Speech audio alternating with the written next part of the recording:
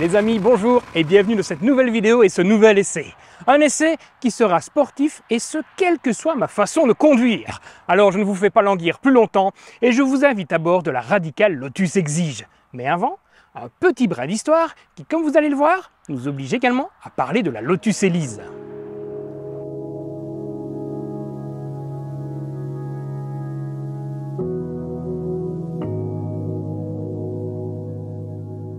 Après la sortie de la Lotus Elise S1 de 1996, Lotus travaille sur une voiture plus radicale et mieux adaptée au circuit.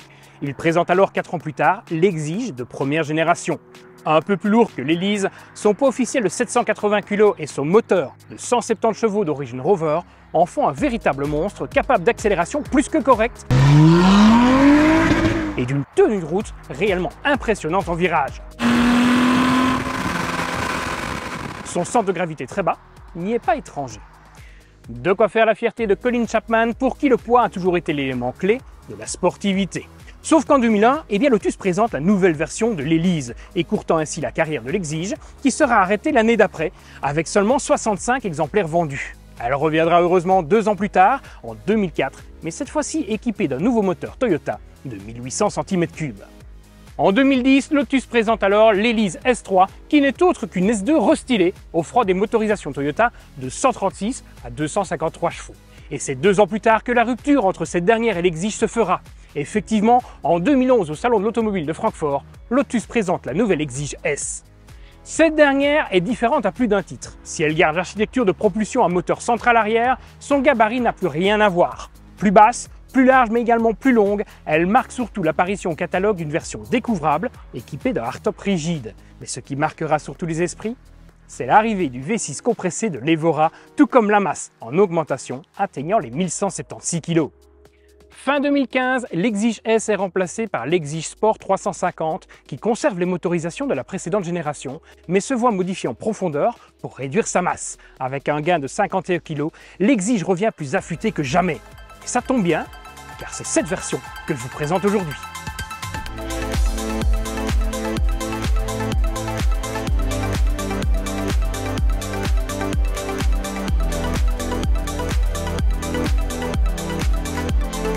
Niveau design, la première chose qui saute aux yeux, c'est la couleur de cette belle anglaise. Cet orange est juste magnifique et se marie à la perfection avec le noir du toit qu'on retrouve un peu partout ailleurs sur cette voiture, comme ici, sur cet aileron arrière.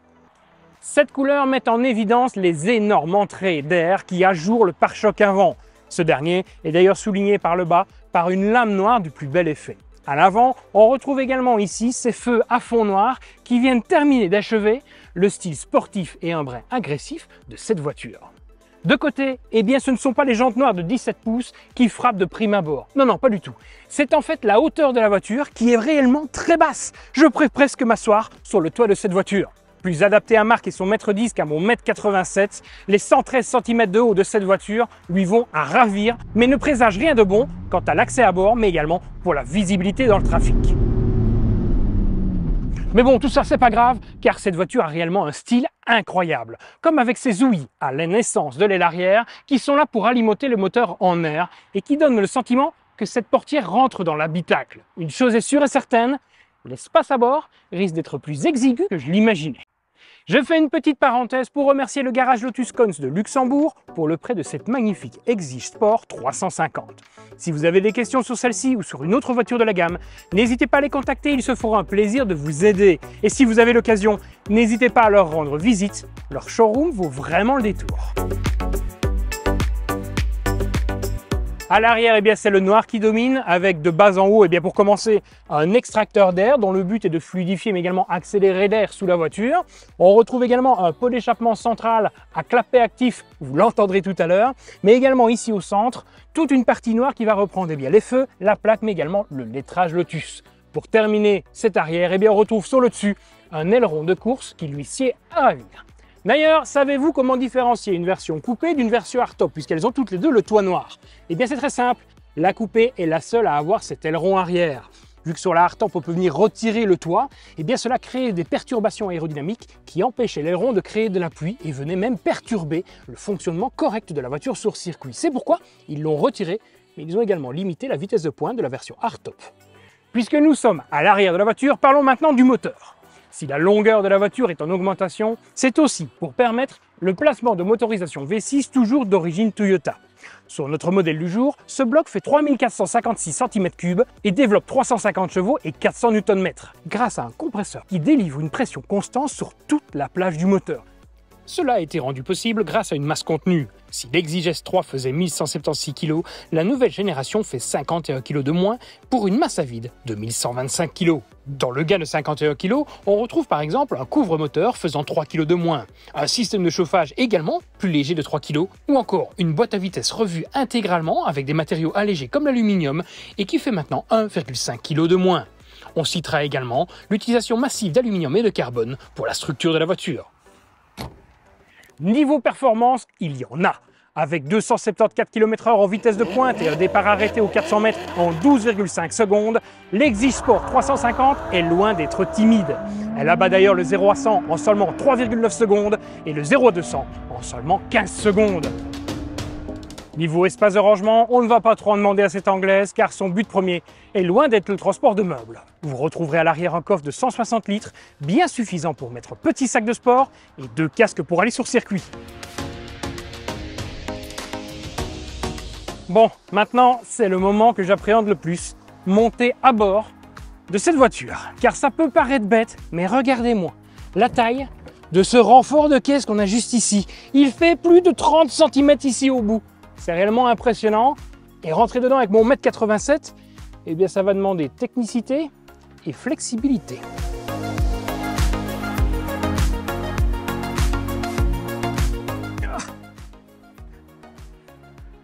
Ouh. Alors, je suis dedans, j'y reste. Je ferai même ma conclusion d'ici, je ne sors plus de cette voiture. Alors, il faut dire que remonter à bord n'est pas facile à cause de ce gros montant comme je vous disais. Par contre, une fois qu'on est dedans, on tombe et c'est réellement d'un confort exceptionnel. La voiture a l'impression d'être moulée pour nous. C'est réellement impressionnant.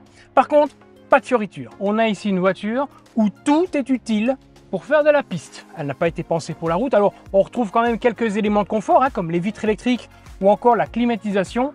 Mais c'est tout. Pas de direction assistée, rien de tout ça. C'est une voiture faite pour la piste. D'ailleurs, l'habitacle est tourné vers le conducteur et on a ce sentiment d'être réellement écrasé dans cet habitacle.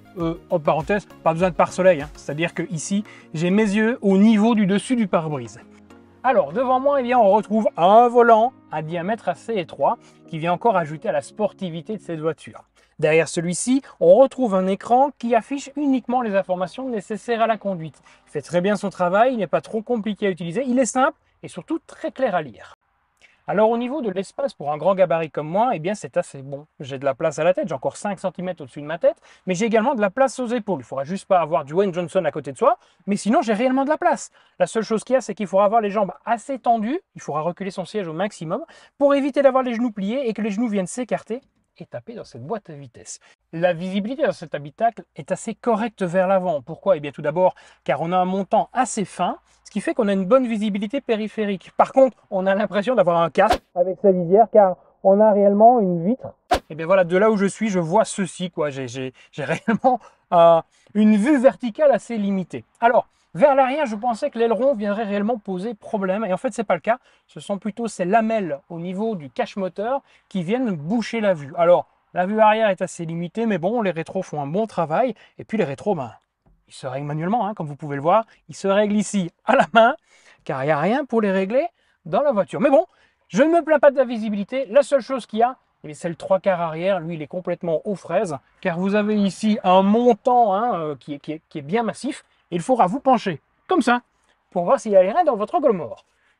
Alors, au niveau des points qui, moi, m'éclatent, je vous présente cette boîte à vitesse. Regardez-moi ça. On a ici une boîte manuelle à 6 rapports avec une ouverture complète sur le mécanisme. On voit toute la tringlerie. C'est réellement un travail d'orfèvrerie. Je suis réellement impressionné. On peut voir la goupille de verrouillage de la marche arrière. Le système... Waouh! Je suis fan de ce genre de choses. Bon, maintenant, on arrête de discuter et je vous propose de démarrer cette voiture. Alors, on met le contact ici et on a ensuite un bouton Start Engine qui se trouve ici sur la gauche.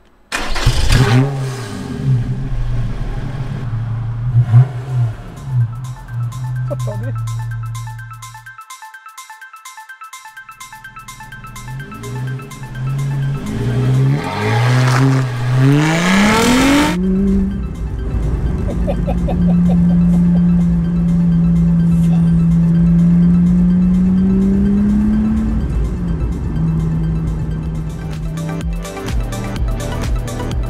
Alors j'espère que vous allez m'entendre parce que c'est quand même assez bruyant dans cette voiture et pourtant l'échappement est fermé. Alors, il faut dire que dans cette voiture, c'est assez unique en son genre. Je n'ai jamais conduit une voiture pareille dans tout ce que j'ai essayé sur la chaîne et même avant. C'est réellement unique. Quoique si, une fois j'ai conduit une voiture qui avait le même type de caractère, c'était un karting. Ouais, je sais qu'on dit souvent d'une voiture un peu dure que c'est un vrai kart. Non, non, non. Ça, c'est du karting. C'est une vraie voiture de piste dédiée à la route. C'est magique, c'est réellement magique. Tiens, j'en profite pour vous présenter la valise. Oui, parce que la valise de tournage est à côté de moi. J'ai pas le choix, il n'y a pas place dans le coffre. Alors, petit détail complètement bête, mais je suis ici à un feu rouge. Et bien, si je ne me penche pas comme ceci, je ne peux pas voir le feu. C'est impossible avec ce pare-brise. Bon, je pense qu'on s'y fait. Et c'est assez spécial. C'est assez spécial.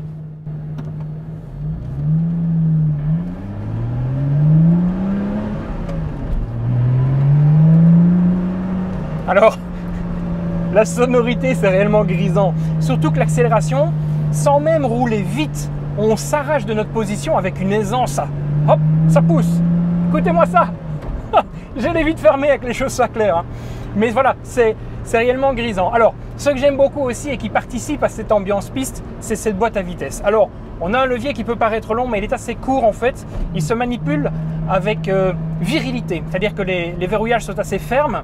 Mais par contre, qu'est-ce que c'est agréable à utiliser. La seule chose qu'il y a, c'est le confort. On a une voiture sautillante. Alors, surtout que les sièges, bon, ils sont un peu moelleux, mais ils sont quand même assez fermes. Ce qui fait que, c'est dur. Honnêtement, c'est très dur. Je ne ferai pas 1000 km jusqu'à Toulouse comme j'ai fait avec la Tesla. C'est techniquement impossible. Ou alors, il faudra faire des pauses pendant le trajet. Sinon, je vais mourir, je vais détruire mon dos.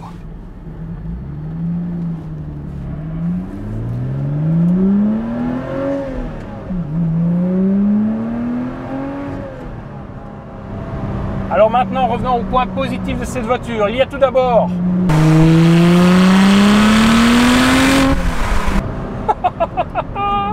la sonorité, mais également son comportement et surtout son freinage. Alors, le freinage, il est confié à des disques à l'avant de 350 mm et avec étrier à 4 pistons et des disques de 332 à l'arrière.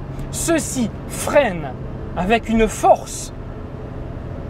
C'est juste incroyable. Alors, je profite que je m'arrête pour vous parler maintenant du dernier point positif que je voulais aborder avec vous et qui est sans conteste les vitesses de passage en courbe. On rentre dans une courbe avec une vitesse qui nous paraît déjà honteusement avouable.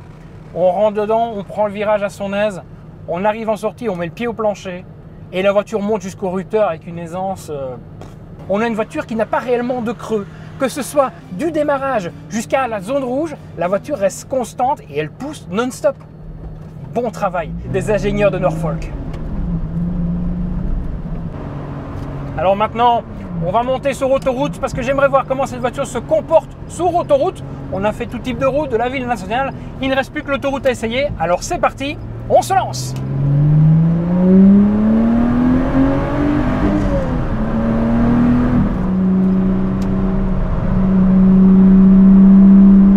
Ah, c'est assourdissant.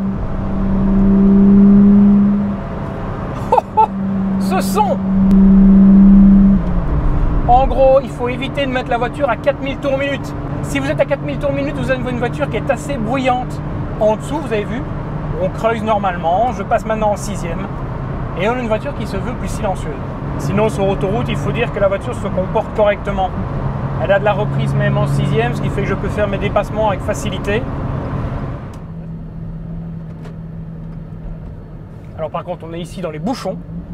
Que voulez-vous? Luxembourg oblige, on a pas mal de bouchons, surtout pour aller au centre-ville et en heure de pointe. Mais par contre, ce qui est assez amusant, c'est que tous ceux qui nous dépassent, sans exception, sans distinction de genre ou d'âge, tout le monde jette un œil à la voiture. Alors, je pense qu'il y a la couleur, il y a le fait que la voiture est très basse, très racée, ça attire le regard.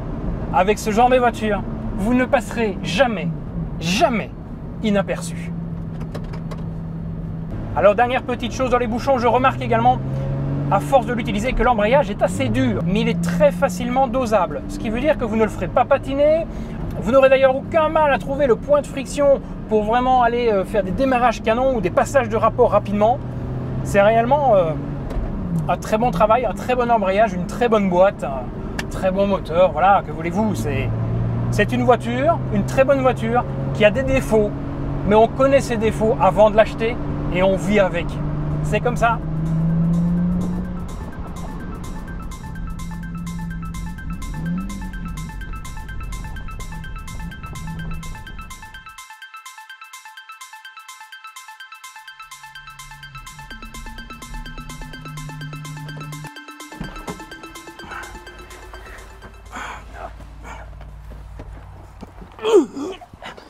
J'avais pourtant dit que je ne devais pas sortir aujourd'hui. Bon, je n'ai pas encore parlé de la consommation. Annoncé pour 10,1 litres WLTP en conduite mixte, en conduite urbaine, on monte plus rapidement aux alentours des 15 litres, ce qui reste raisonnable vu les performances de la bête et le plaisir distillé.